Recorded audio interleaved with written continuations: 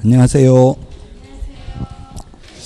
자, 기출문제 5회분입니다. 24회부터 28회까지인데 24회 문제 보겠습니다. 1번 중개사무소 개설 등록의 결격사유에 해당하는 자를 모두 고른 것은 이렇게 했는데, 개업 공인중개사 등의 결격사유 해마다 시험에 출제됩니다. 우리 암기 프린터 2장 내드린 걸 자료 찾아보도록 하겠습니다. 31번에 있습니다. 31번.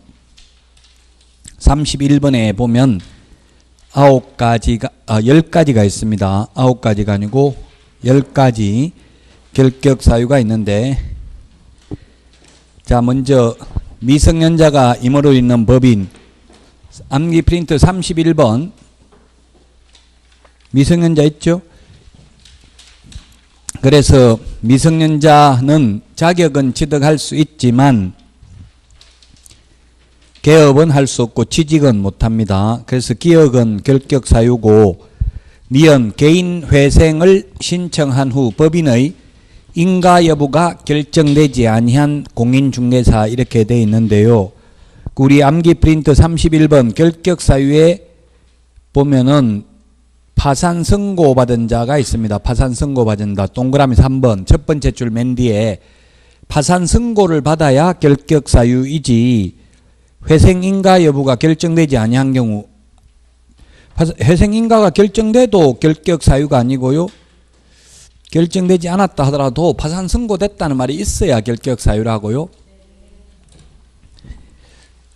파산 선고 받아야 결격사유다. 파산 선고 받으면 빚잔치 하는 겁니다. 그래서 자기 재산도 망해가지고 빚잔치 한 사람이 개업공개사에게 좋은 집 돈 벌 수 있도록 소개하겠다 이런 말 하면 안 되겠죠. 그래서 파산 선고 받아야 되지, 아직 그냥 무조건 파산하는 게 아니라 채무자 회생 및 파산에 관한 법률입니다. 그래서 회생시킬 수 있으면 회생, 살릴 수 있으면 살리는 게 우선이죠. 도저히 이거는 자력으로 살아날 수 없다, 즉 빚 다 갚을 능력이 안 된다고 보면 파산 선고를 하는 거예요. 그래서 니은은 결격사유가 아닙니다. 파산 선고됐다는 말이 있어야 결격사유이다. 그 다음에 디귿에 자격 취소되고 3년 지나야 되죠. 우리 암기 프린트 그 31번에 보면 자격 취소 3년, 등록 취소 3년, 금고 이상의 형을 선고받고 그 집행을 받지 않기로 확정된 후 3년 미경과자, 이 법에 의한 벌금 선고받고 3년 미경과자.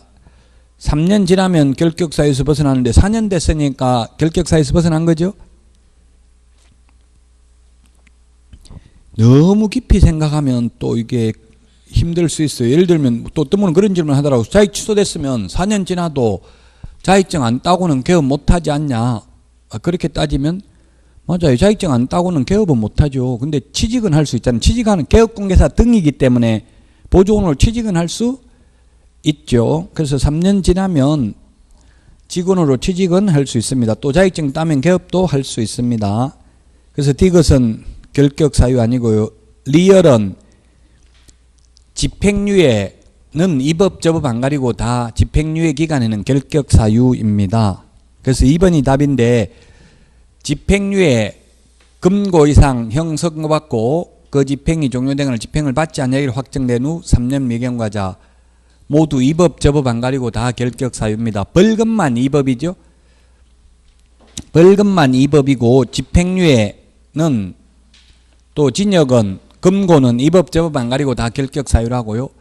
벌금만 이 법에 의해서 300만 원 이상 벌금 선고받고 3년 미경과자가 결격사유다. 그래서 2번이 답입니다.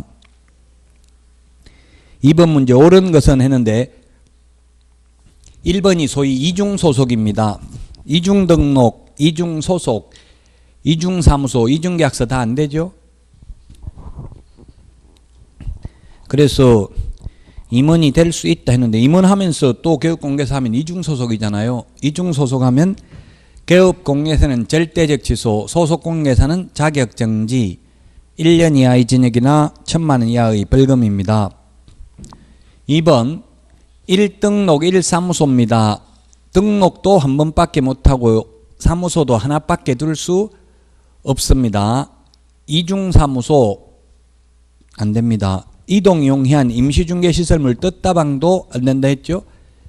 그 이중사무소도 역시 1년 이하의 전역이나 1,000만 원 이하의 벌금, 등록을 취소할 수 있습니다. 그래서 2번도 틀렸고요.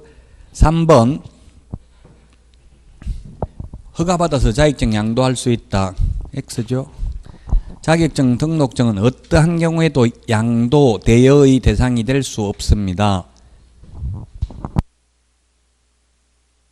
모든 자격증은 일신전속적입니다. 한 사람 몸에만 따라다니기 때문에 빌려주거나 양도할 수는 없습니다. 양도 대여하게 되면 1년 이하의 징역이나 1,000만 원 이하의 벌금에 처합니다. 아파트 입주권은 중개사물이 될 수 없다. 이게 가정답이었습니다.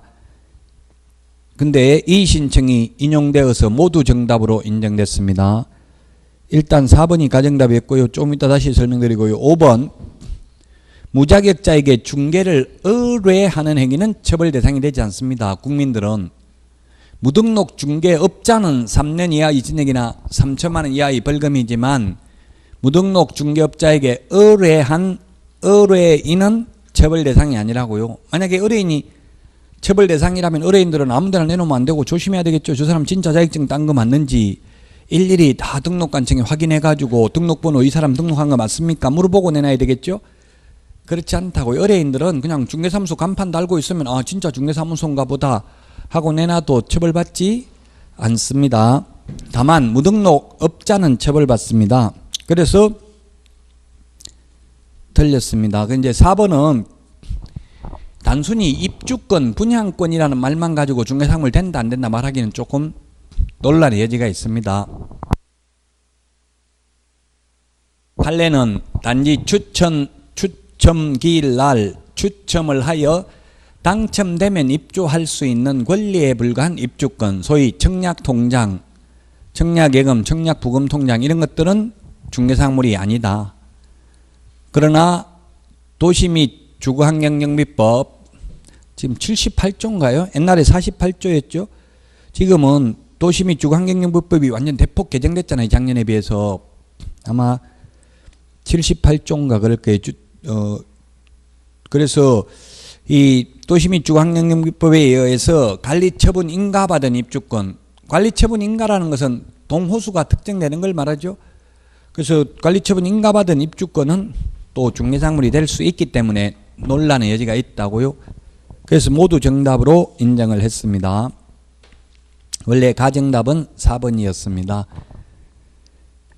그 다음에 3번 변경신고, 정정신청 할 수 있는 건데 정정신청, 변경신고 우리 암기 프린터 몇 번 했어요? 15번 지분 변경 암기 프린트 15번에 보면 지분 변경 도면 가기 8개는 정정할 수 있습니다. 지분 변경 지분은 거래 지분 비율, 분은 거래 지분, 변경은 공동 매수의 경우 매수인의 일부 매수인의 변경, 일부가 제외되는 경우만 해당되고 추가되는 경우는 안 되죠.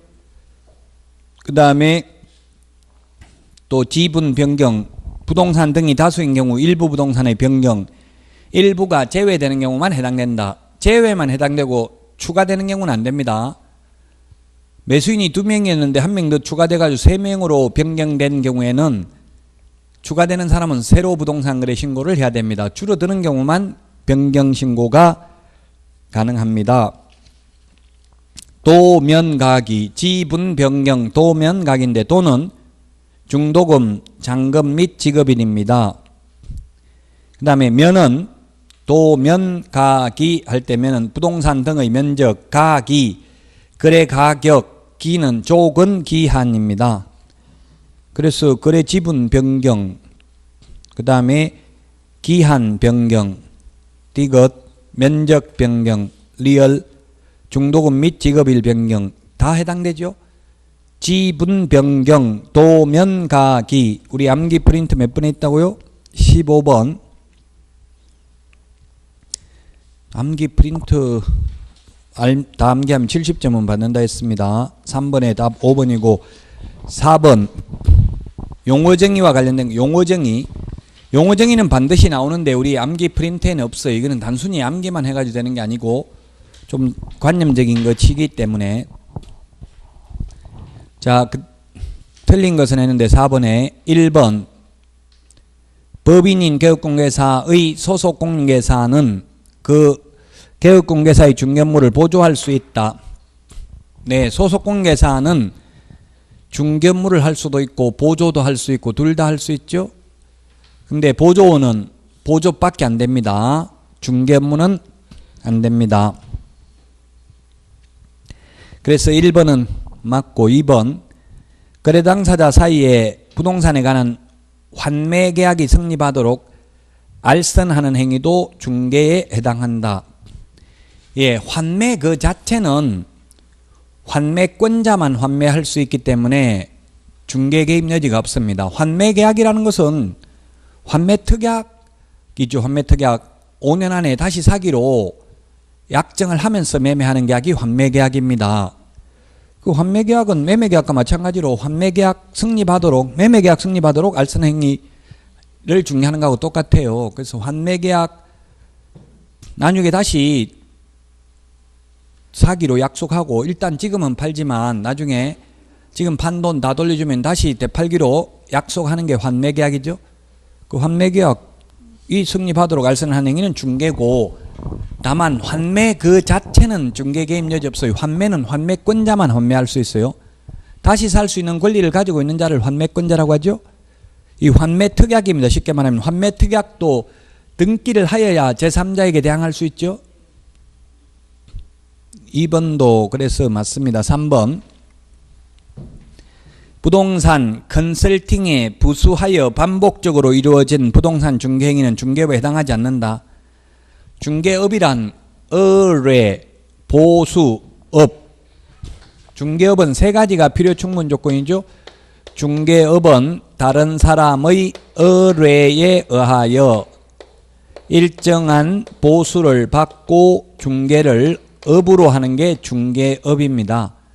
이 의뢰, 보수, 업만 들어가면 중개업이에요. 업은 불특정 다수와 계속 반복하거나 반복 의사가 있는 거죠.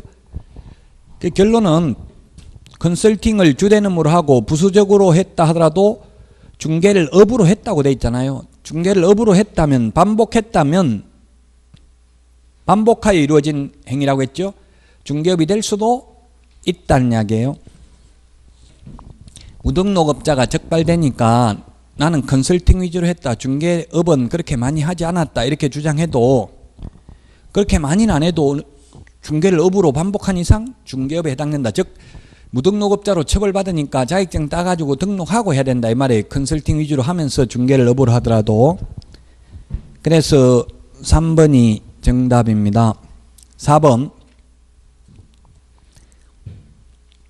자격 취득 후 등록을 하지 않은 자는 개업공개사가 아니다. 예, 개업공개사는 등록한 자를 말한다. 맞죠? 그래서 5번 중개보조원이 개업공개사를 대신하여 특정 업무를 수행하였다 하더라도 해당 거래계약서에는 보조원을 개업공개사로 기재해서는 아니 된다. 제가 이게 은평 뉴타운 판례 말씀드렸잖아요. 보조원이 혼자 다 먹으려고 개업공개사 이름 적는 난에다가 보조원 자기 이름 적고 커피숍에서 계약 체결했어요. 무등록업자로서 보수 청구권 인정되지 않는다는 이야기예요. 보조원을 개업공개사로 이름 적으면 안 됩니다. 그래서 3번이 답이고요. 4번 등록 후 3개월을 초과하여 업무 개시하지 않는 경우 미리 휴업 신고해야 된다. 안 그러면 3월 초과 무단 휴업으로 간주하여 100만 원 이하의 과태료다. 맞습니다. 1번이. 2번 휴업은 6월을 초과할 수 없죠. 원칙 6월을 초과할 수 없다. 이 서브노트에 6월 3월 다 있잖아요. 6월을 초과할 수 없다고. 3월 초과해서 휴업하고자 하는 경우 신고하고 한 번 신고하면 6월을 초과할 수 없다. 우리 42번에 암기 프린트 42번 몇 번에 있어요? 42번에 10번에 있네요. 42번에 10번 밑줄 치세요. 42번에 10번 있죠? 휴업기간은 6월이라고 되어 있잖아요. 6월 이하 원칙이. 다만 신고는 3월 초과하고자 하는 경우 신고해야 된다. 3번 틀렸고 4번은 휴업기간 변경 신고를 할 때에는 등록증을 첨부해야 된다 했는데 휴업신고, 폐업신고는 등록증 첨부하는데 우리 암기 프린트 51번에 보면은 51번에 27번, 28, 29, 30에 있어요. 51번에 휴폐업은 등록증을 첨부하지만 재개신고, 변경신고는 이미 반납된 상태에서 업무를 재개하는 거죠. 그래서 또 반납할 수가 없습니다.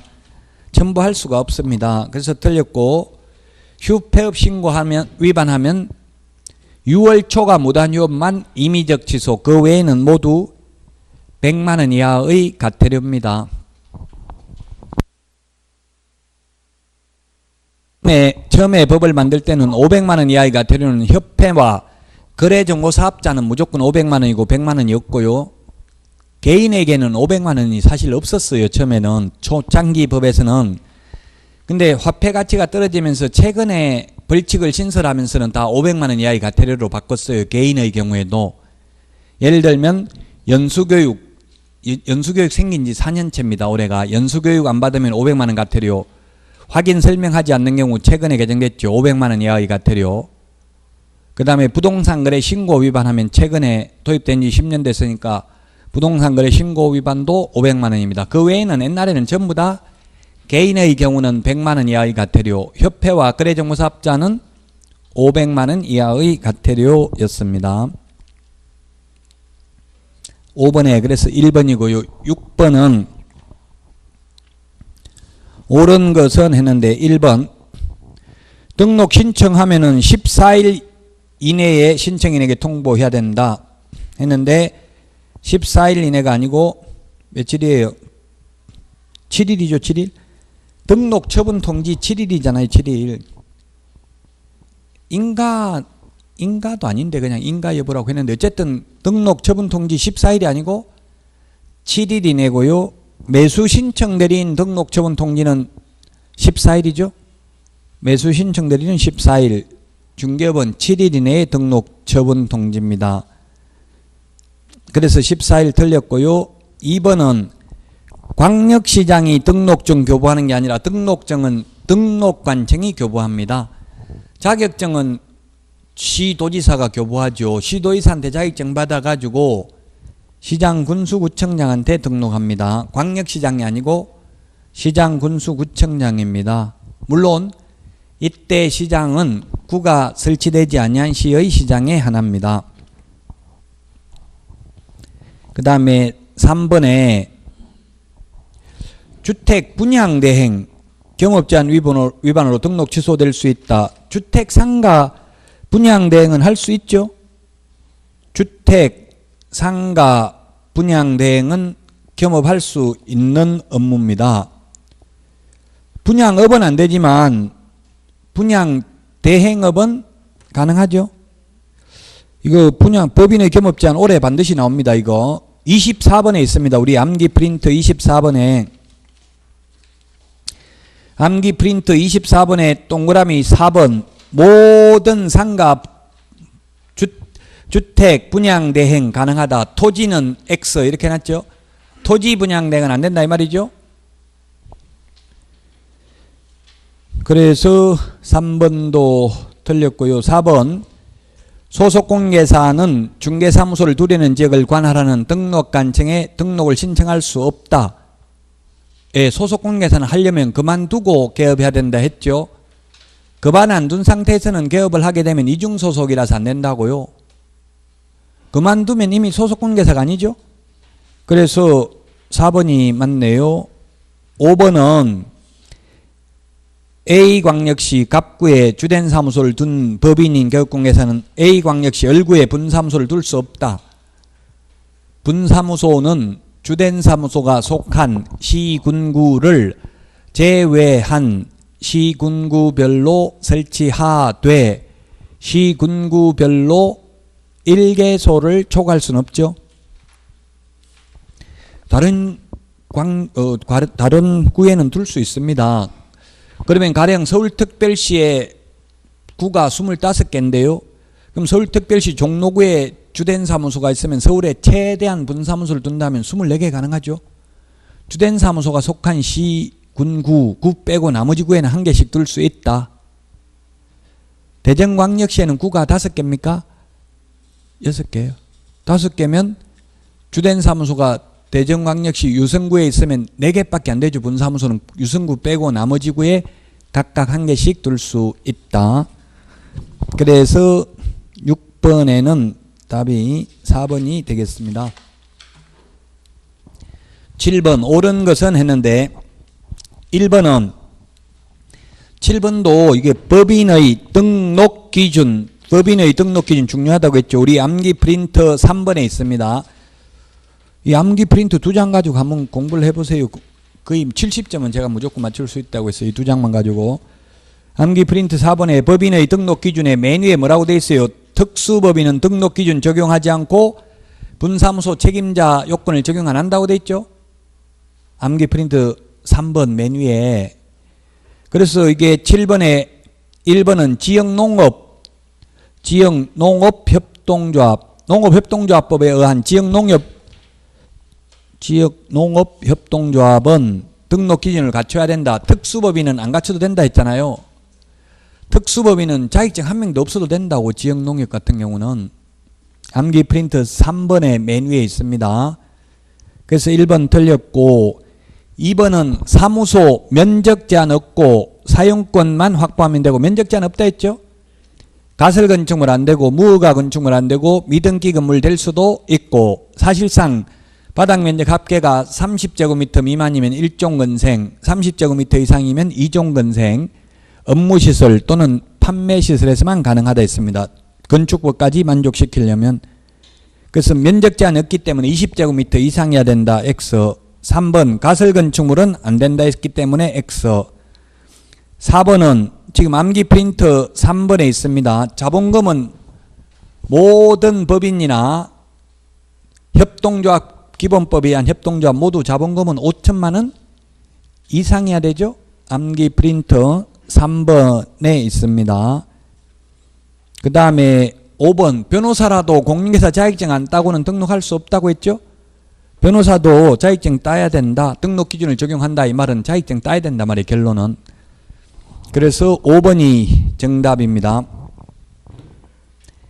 8번 틀린 것은 했는데 1번 개업공개사는 소속공개사와 고용관계가 종료된 때에는 10일 이내에 신고해야 됩니다.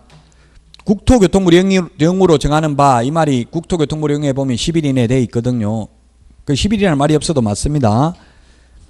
그 다음에 2번 등록관청에 신고하고 그 관할구역 외의 지역에 분사무소를 둘 수 있다.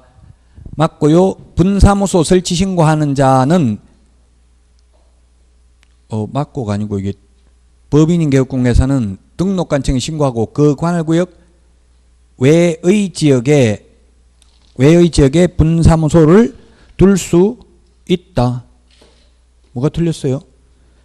맞죠? 맞네. 3번 분사무소의 설치 신고를 하는 자는 국토교통부령이 정하는 바에 따라 수수료를 납부해야 된다. 국토교통부령이 정하는 게 아니고 시군구 조례가 정하는 수수료를 내야 됩니다. 우리 암기 프린터 52번 암기 프린터 52번 좀 보세요. 52번에 1번부터 6번까지 수수료 1번, 2번 시도조례라고 적어놨나요? 1번, 2번 옆에다. 1번 응시수수료, 자격증 재교부 수수료 2개는 시군구조례, 3번부터 6번까지 시군구조례 이렇게 안 적어놓으셨어요? 적어놨죠? 그 시군구조례입니다. 시군구조례. 분사무소 설치할 때는 시군구조례가 정하는 수수료를 납부해야 됩니다. 시군구조례다.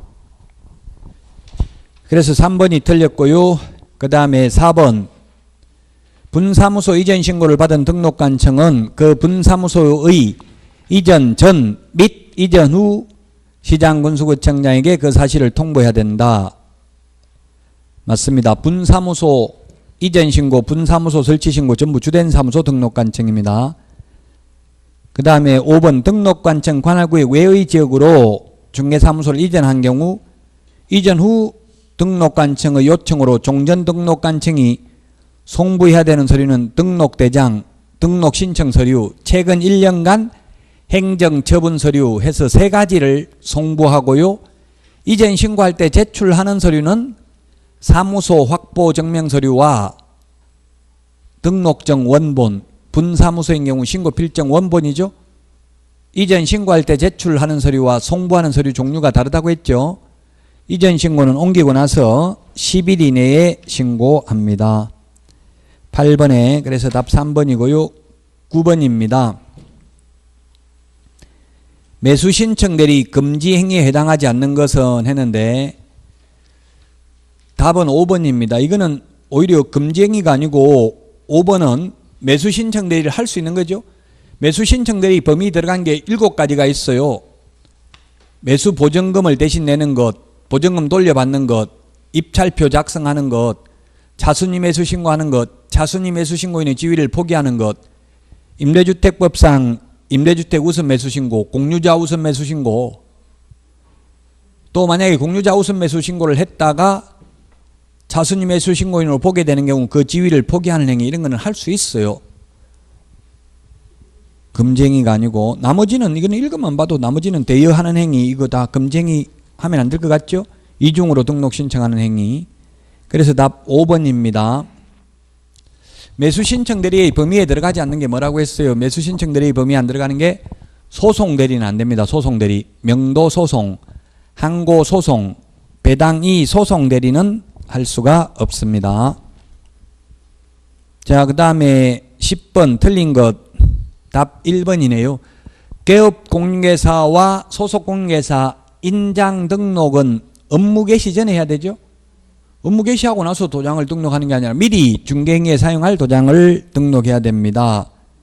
그래서 틀렸고 2번은 등록한 인장을 변경한 경우에는 며칠 이내에 변경 등록한다? 7일 이내에 변경 등록합니다. 10일이 아니고 7일. 그 암기 프린트 39번에 찾아서 좀 밑줄 좀 치보세요. 39번에 2번에 있죠? 밑줄 쳐져 있을 수도 있어요. 39번에 2번. 밑줄 쳐져 있습니까? 39번에 2번. 이런 식으로 기출문제 나왔기 때문에 숫자 7을 다 암기해야 되겠죠? 7일 이내에 변경 등록이고요. 3번 인장 등록은 이게 좀 논란의 여지가 있었어요. 별로 바람직하지 않았어요. 3번이. 개업공개사의 인장 등록은 보조원에 대한 고용신고와 같이 할 수 있다. 이걸 공부를 많이 한 사람 보조원 인장 등록 해야 하네요. 안 하는데 이렇게 나오니까 이걸 답으로 생각하신 경우가 많았습니다. 그런데 이게 참 바람직하지 않은데 그 고용인 고용신고서가 보조원 소속공개사 고용신고서가 같이 돼 있어요.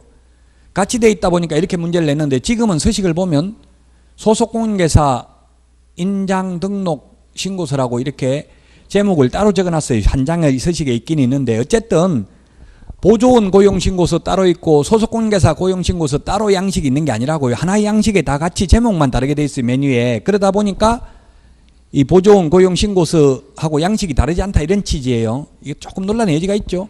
기출문제인데 보조원은 인장 등록 안 하잖아요. 근데 고용신고서가 보조원 고용신고서 소속공인회사 고용신고서가 같은 양식에 있다고 한 장에. 그러다 보니까 좀 이렇게 표현이 약간 부적절하기는 합니다. 이게 어쨌든 기출문제에 이렇게 출제됐어요. 그래서 제가 인장 등록 신고하는 방법은 3가지라고 누차 말씀드렸잖아요. 등록 신청하면서 해도 되고 소속공인회사 고용신고하면서 해도 되고 별도의 인장 등록 신고서에 의해도 된다. 그러나 등록인장 변경 등록 신고서 서식은 하나밖에 없다 했죠. 저는 이거 시험 보면 이 문제는 별로 바람직하지 않다고는 봐요. 10번에 3번. 그런데 기출문제 이런 식으로 나왔다. 4번 법인인 개업공개사가 주된 사무소에서 사용할 인장을 등록할 때에는 상업등기규칙에 따라 신고한 법인의 인장을 등록해야 된다. 법인의 인장입니다. 법인의 대표자 인장이 아니죠.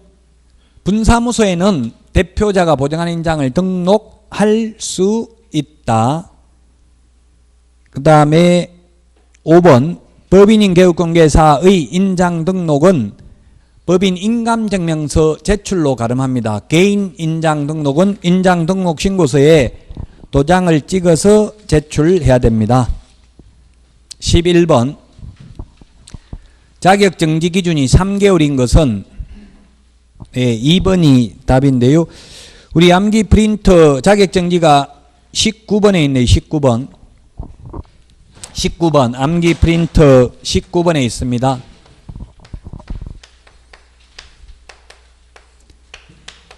(19번에) 이중검인 확인서, 이게 구체적 기준 6개월, 구체적 기준 3개월입니다. 이중소속, 이중계약서 금지행위는 구체적 기준 6개월, 인장등록 위반, 확인설명 근거자료 제시하지 않는 경우, 확인설명서에 서명 날인하지 않는 경우, 계약서에 서명 날인하지 않는 경우는 3개월입니다. 그래서 11번에 2번이죠. 이건 단순히 암기해야 되는 내용입니다. 암기 프린트 19번 자격정지 앞에 1번부터 3번까지는 6개월이라고요. 오늘 했죠. 이거 이론할 때 이중검인 확인서 앞에 3개는 6개월, 뒤에 4개는 3개월. 그래서 11번에 2번입니다. 이래서 기출문제 이런 식으로 나왔기 때문에 구체적 기준까지도 암기해야 되겠죠. 어차피 구체적 기준 암기하려면 제가 무거운 거부터 그래서 다 한 거예요. 강의할 때 6개월짜리부터. 2번이 3개월이 되겠습니다. 자, 그 다음에 12번 옳은 것은 했는데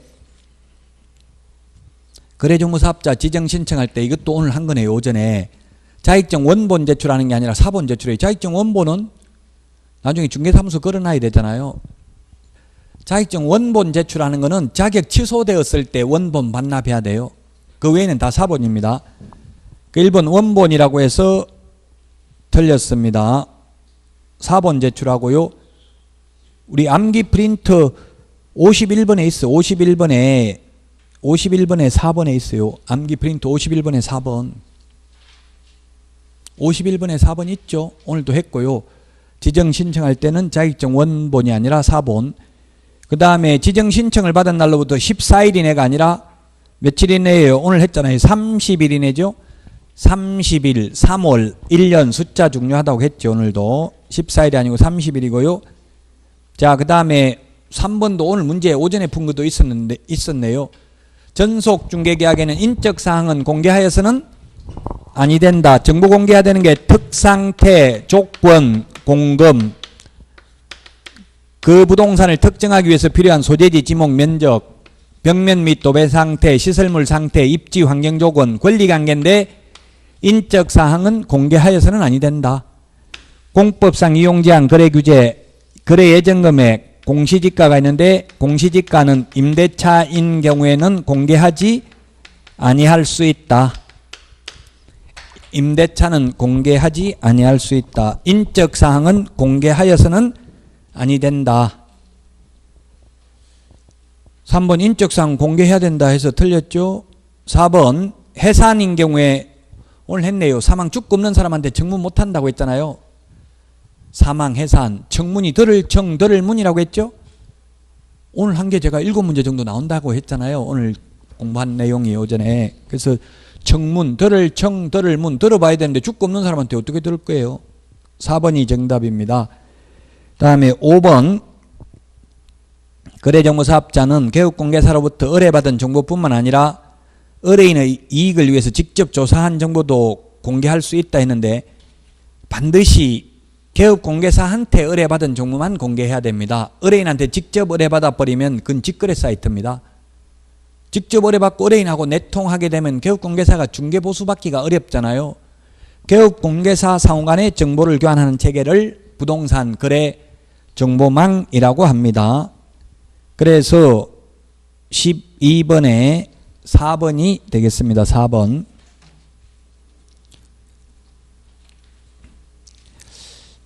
식사하고 졸리시니까 13번만 하고 쉬었다가 짧게 40분씩 해서 3시간 하도록 하겠습니다. 너무 길게 해서 하면 힘드니까 요것만 조금만 더 참으세요. 13번만 하고 쉬었다 하겠습니다. 옳은 것은 했는데 일시적으로 대여할 수 있다. 오늘 오전에 문제 풀었던 것 같네요. 일시적으로 대여 안 되죠. 대여 양도 대여는 절대 안 됩니다. 2번 무자격자인 을이 개업공개사인 갑의 명의의 중개사무소에서 동업 형식으로 중개물을 한 경우 을은 형사처벌의 대상이 된다. 이게 조금 논란의 여지는 있는데 동업 형식으로 진짜 동업하면 상관없어요. 이게 좀 판례가 좀 앞뒤 생략하다 보니까. 그런데 동업을 하고 돈 된 사람 따로 있고 자격증 된 사람 따로 있고 같이 중개업무 하면서 직접 자격증 있는 사람이 계약서 쓰고 확인설명서 쓰면 문제될 거 없죠. 형식만 동업 형식을 취하고 실제로는 자격증 빌려서 했다 이거예요.